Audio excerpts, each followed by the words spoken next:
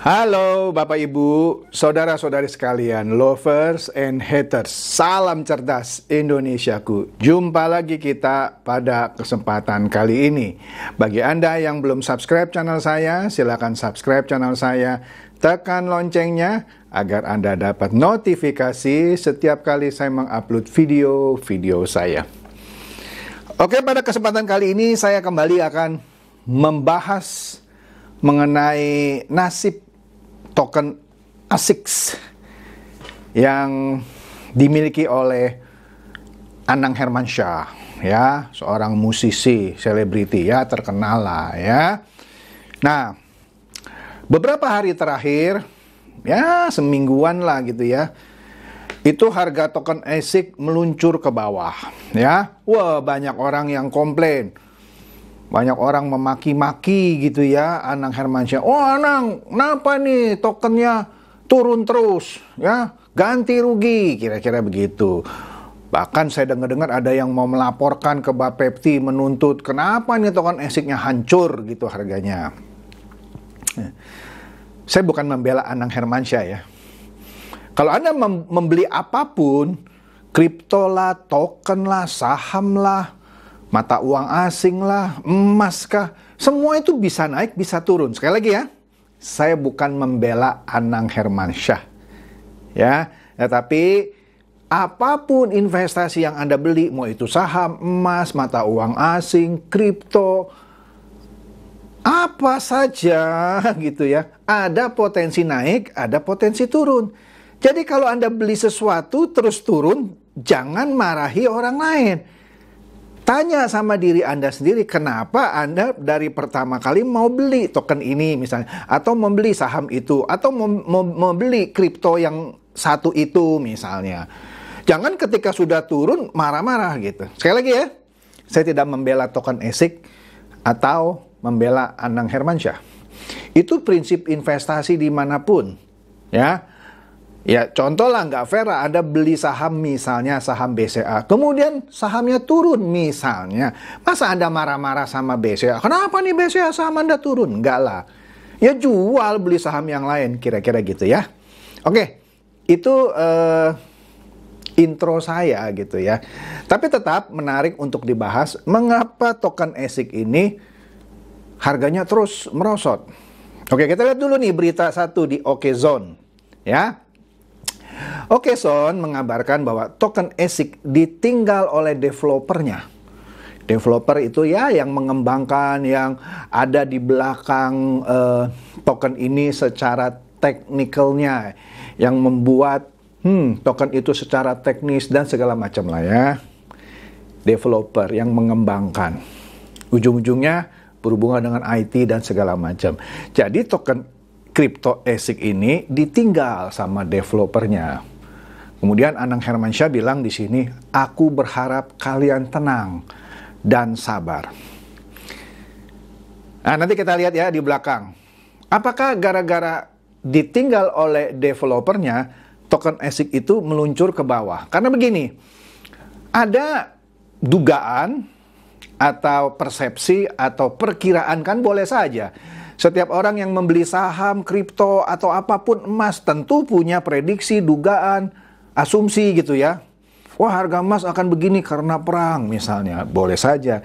Nah, mereka berasumsi karena ditinggal, pasti ada sesuatu ya. Kenapa ditinggal? Bahkan orang bilang kabur. Padahal bukan kabur sih, nanti kita lihat. Nah, oleh orang yang mengerti jantung token ASIC secara mendalam gitu ya. Jadi mereka ragu, kenapa ini kalau memang akan menguntungkan sampai developernya resign atau meninggalkan. Kan gitu. Kalau memang bagus, kenapa harus resign orangnya? Kenapa harus keluar? Kan begitu.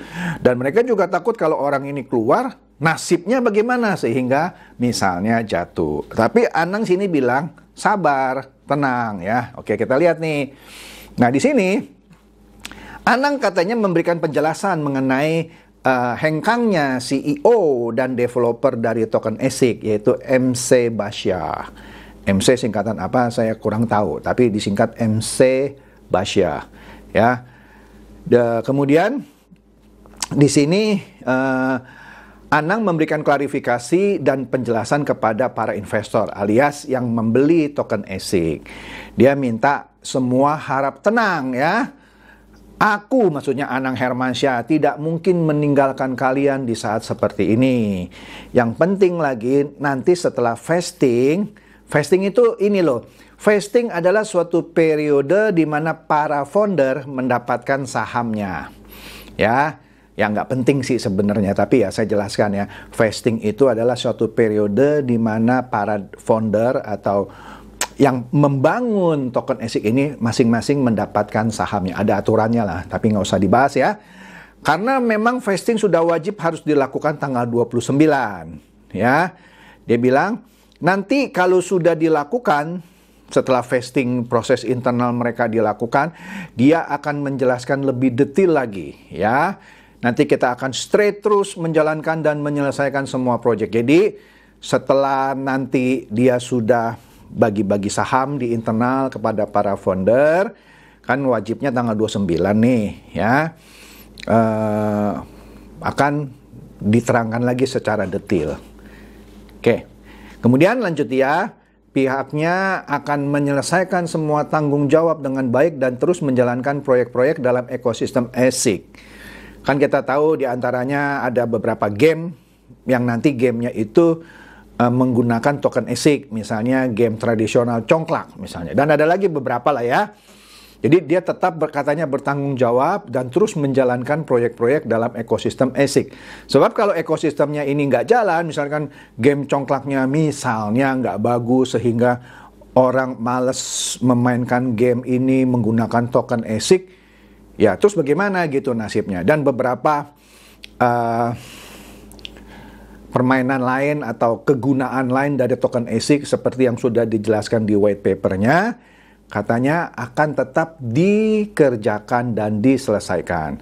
Dia katakan juga di sini itu sangat penting untuk kita semua, maksudnya para investor dan founder dari ASIC ini. Dan aku, Anang Hermansyah, akan menjelaskan sedetil-detilnya supaya kalian memahami bagaimana perjalanan kita, maksudnya perjalanan token ASIC ini sampai titik ini. Jadi tenang dan sabar katanya. Oke. Kemudian Detik Finance juga memberitakan hal yang sama. Dikatakan developer token ASIC mengundurkan diri. Anang buka suara ya. Nah, di sini sama lah bahwa Anang membenarkan bahwa developer token ASIC yang juga CEO-nya mengundurkan diri ya. Nah, tapi dia menerangkan nggak ada hubungannya. Kan orang-orang di luar menduga, waduh, kalau CEO dan developernya ini mengundurkan diri, bagaimana nih nasib kelanjutan dari token ASIC ini? Nah, diduga gara-gara itu turun. Tapi Anang membantah, nggak ada hubungannya katanya ya, dengan penurunan harga token yang terus-menerus terjadi katanya. Nah, Anang kan musisi dan sekaligus pemilik token itu menyebut mundurnya developer itu tidak membuat fundamental mengalami perubahan. Jadi sekaligus dia membantah rumor-rumor bahwa wah, kalau developernya mundur gitu ya, token ASIC fundamentalnya lemah gitu. Dia bantah gitu ya. Tapi menurut dia justru setelah dia bantah mendapat respon positif dari pasar. Jadi pasarnya mulai agak tenang gitu ya, kira-kira. Sebetulnya kan dia memberi pengumuman pengunduran diri itu dari tanggal 27 Maret malam. Ya. Malam itu chart token ASIC naik di Indodax katanya ya sampai Rp20. Artinya responnya positif banget, sampai grup Telegram sekarang kita sudah nambah hampir 1.000 orang katanya. Sekarang sudah 21.000 lebih. Semua keadaan kondusif katanya ya. Kata Anang kepada Detik pada tanggal 29 Maret Selasa. Sebagai gantinya kata Anang menyebutkan bahwa sudah ada 2 kandidat developer baru token ASIC dan akan diumumkan salah satu di antaranya dalam waktu dekat. Jadinya pengganti MC Basya tadi yang mengundurkan diri, ada 2 kandidatnya katanya yang sebentar lagi akan dia umumkan. Ya, kemudian ada beberapa proyek baru di antaranya pengembangan pasar NFT. Nah, dia kan mau menggunakan token ASIC untuk pasar NFT yang dia ciptakan ya. Saya belum tahu lah pasar NFT-nya seperti apa. Apakah akan bersaing dengan OpenSea dan segala macam, tidak tahu. Kemudian dia akan rombak white papernya dan websitenya. Insya Allah katanya kalau tidak ada halangan kita akan umumkan dalam waktu dekat developer barunya ini. Idealnya minggu depan. Ya minggu depan ya minggu-minggu inilah kira-kira ya. Supaya teman-teman melihat perkembangan yang baru yang akan terjadi di website, white paper, dan perubahan nanti juga menjelaskan pasar NFT yang mau dia garapnya. Ya. Kemudian terkait harga token ASIC yang terus turun, Anang minta investor untuk tetap tenang dan sabar ya. Dia menilai penurunan ini hal yang wajar, tidak hanya terjadi pada ASIC yang seperti saya katakan tadi. Sekali lagi ya, bukan membela Anang Hermansyah. Ya, token lain, kripto lain juga banyak yang turun juga, tetapi ada juga yang naik gitu ya. Jadi dia bilang itu wajar katanya ya. Penurunan volatilitas dari pasar kripto memang seperti itu. Jadi dengan kata lain, Anda yang mau masuk ke pasar kripto, mau beli token apapun harus tahu volatilitas, naik turun maksudnya ya, dari pasar kripto yang bisa tidak terprediksi gitu ya. Jadi ya dengan kata lain dia minta sabar, kan Anda main kripto gitu ya. Kalau lihat teman-teman lain yang ada di Indodax semua mengalami koreksi yang cukup tajam katanya ya. Malah kemarin kita naik tinggi lagi sampai 80%. Yang lain masih di bawah semua karena belum stabil kenaikannya. Jadi dia ada juga pernah naik sampai 80% katanya. Menarik ya. Nah, kemudian Detik juga mengulik sedikit mengenai hebohnya developer token ASIC yang mengundurkan diri katanya ya. Di sini ya sekali lagi, Anang membenarkan bahwa developernya mengundurkan diri dan dia sudah membantah bahwa alasan pengunduran diri itu yang membuat harga tokennya terus turun ya. Nah, kemudian sekali lagi dia menegaskan mundurnya developer itu tidak membuat fundamental dari token ASIC mengalami perubahan, malah mendapat respon positif katanya ya. Nah, ya udahlah, seperti sama yang kayak tadi, katanya sekarang sudah kondusif ya. Dia juga punya 2 kandidat ya, akan diumumkan ya. Kemudian ada beberapa proyek baru, pengembangan pasar NFT dalam negeri, perombakan white paper dan website seperti tadi diumumkan ya. Nah, di sini apa ya? Ya, baiklah, pokoknya tetap tenang ya, tetap tenang. Jadi ini menarik ya, jadi menarik bahwa Detik 2 kali memberitakan mengenai token ASIC dan hubungannya dengan developernya yang mengundurkan diri. Nah, sekarang kita lihat dari segi teknis. Ada satu media, websitenya teknologi.id ya. Kalau Anda lihat ini membahas dari sisi teknis, dari sisi teknologi. Di sini dibahas mengenai nasib token crypto ASIC setelah ditinggal oleh developernya. Nah, ini menarik kita lihat ya dari sisi teknis. Nah, dikatakan di sini token crypto ASIC yang diproduksi oleh Anang Hermansyah beberapa saat yang lalu kan ramai dibicarakan di media-media sosial. Harga token ASIC masih berada di zona merah, yakni di angka 0,014 ya, menurut data Coin Market Cap.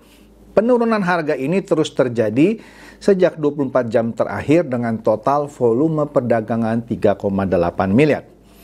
Nah, sebagian investor yang sudah beli token ASIC ini merasa takut terjadinya rug pull.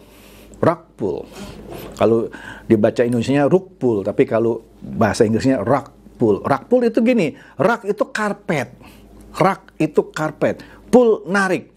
Istilah rug pull itu paling ditakuti oleh investor kripto. Jadi OneCoin itu yang pernah saya bahas juga, diinisiasi oleh seorang wanita doktor Ruya Ignatova kalau tidak salah. Di Indonesia OneCoin itu ambasadornya yang jual itu Pak Andreas yang punya Net89. Ya, jadi rekam jejak digital Pak Andreas ya pernah jual OneCoin yang scam ya. Nah, scamnya itu rug pull atau rug pull lah kalau dalam bahasa Inggrisnya gitu ya. Karena ada yang bilang rug pull, ada yang bilang rug pull. Yang benar rug pull. Rug pull itu menarik karpet, kasarnya begitu ya. Jadi kasarnya orang dipersilakan berdiri di karpet merah. Wah, ini dia karpet merah. Setelah orang banyak berdiri di karpet merah, karpetnya ditarik gitu. Itu namanya rug pull. Sehingga jatuhlah semua orang yang sempat berdiri di atas karpet merah. Karena rugnya atau karpetnya ditarik, maka namanya rug pull. Nah, rug pull ini di dunia kripto artinya pihak developer membawa kabur aset investor yang orang kan sudah pada beli itu tokennya. Barangnya, ya kan saya selalu bilang, mohon maaf ya bagi Anda penggemar dunia kripto, ini mata uang angin. Dibuat berdasarkan apa gitu? Ya janji bisa buat ini, buat itu, dikasih harga sekian, terus Anda beli gitu kan, uangnya masuk ke tangan si pembuat kan. Setelah uang banyak, kalau dia rug pull, Anda mau apa?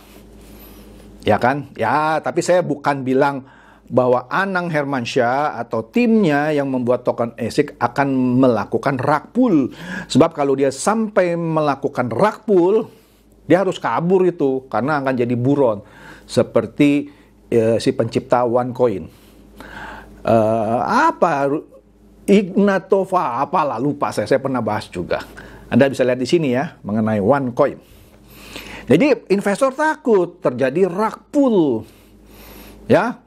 Nah, namun baru-baru ini CEO dan developer ASIC dari token inilah maksudnya, MC Bashar membuat sebuah klarifikasi terhadap isu yang berkembang tersebut. Karena orang takut nih, ya, terjadi rug pull. Kemudian CEO-nya yang mengundurkan diri itu membuat klarifikasi. Dia bilang, si Bashar ini bilang, dia sudah mengundurkan diri dari CEO ASIC Token. Nah, dia mengatakan, bukan saya kalau saya lari dari masalah. Jadi dia bukan orang yang lari dari masalah, kira-kira begitu. Bukan saya bila harus meninggalkan apa yang harus saya bangun. Dengan kata lain, dia bukan orang yang suka meninggalkan apa yang sudah dia bangun gitu ya. Ini dikutip dari berita di Pikiran Rakyat. Bashar mengaku bahwa dirinya sempat tidak diperkenankan untuk menjelaskan salah satu metode untuk mengatasi masalah turunnya harga token tersebut. Jadi dengan kata lain ya, kalau dari bahasa ini saya boleh jelaskan begini. Ketika ada masalah turunnya harga token, dia mau menjelaskan satu metode untuk mengatasi turunnya harga token itu. Karena banyaklah metode yang bisa dilakukan oleh pemilik atau developer gitu ya, untuk mengatasi masalah turunnya harga token. Tapi katanya dia tidak diperkenankan. Dengan kata lain, metode yang mau dia aplikasikan untuk mencegah turunnya harga token itu dilarang untuk dibicarakan. Kira-kira begitu ya. Saat itu dirinya ingin menjelaskan metode untuk melisting ASIC token, di sini salah ketik, ke beberapa exchanger lokal dan global ya. Waktu itu dia ingin menjelaskan metode itu, tapi di sini kita kan nggak disebutkan bagaimana metodenya. Setelah dia lakukan listing itu, kemudian dilakukan buyback, membeli kembali. Ya, membeli kembali, mungkin ketika harganya lagi jatuh, dibeli lagi dengan harga yang agak tinggi supaya akan menarik harga ke atas. Itu buyback gitu ya. Wah, harganya lagi jeblok nih, dibeli aja sama si pemiliknya sendiri supaya harganya naik lagi. Gitulah kira-kira ya. Dengan dana yang tidak terlalu banyak katanya ya. Namun efektif. Memang bisa ketika harganya turun kan murah nih. Ya salah sendiri, kenapa nggak percaya kan kira-kira. Begitu murah dibeli sendiri sama si pemiliknya. Boleh kan? Boleh. Nggak usah pakai dana banyak, begitu maksudnya Bashar. Begitu dibeli dengan harga sedikit lebih tinggi, maka orang akan melihat, wah harganya naik nih. Kira-kira begitu ya. Namun usulan itu tidak dilakukan. Ya, mungkin ditolak sama Anang, kira-kira begitu ya. Nah, oleh karena itu MC Bashar ini mengaku dirinya memutuskan untuk mengundurkan diri dari CEO ASIC Token. Jadi kasar gini, lah kan gue CEO, lu percaya gue, sekarang gue kasih ide, nih kira-kira ya. Kalau saya lihat bahasanya walaupun tidak eksplisit seperti ini.